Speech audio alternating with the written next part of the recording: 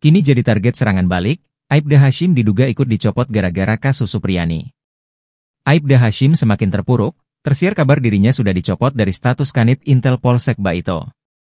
Sebelumnya, kabar pencopotan pejabat di Polsek Baito hanya menyebutkan 2 pejabat saja, yakni Kapolsek Baito dan Kanit Reskrim Polsek Baito.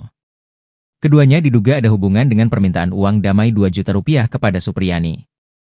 Kabar terbaru, menurut pemberitaan tribuntimur.com edisi 21 November 2024, menyebutkan bahwa Aibda Hashim sudah dicopot dari jabatannya. Akan tetapi, kabar ini belum ada klarifikasi dari pejabat Polri terkait di wilayah Baito maupun Kabupaten Konawe Selatan. Aibda Hashim kini juga terancam serangan balik dari pihak Supriyani. Kuasa hukum guru honorer Supriyani, Andri Darmawan, mengatakan akan melaporkan balik Aibda Hashim atas kasus pemidanaan yang menjerat kliennya.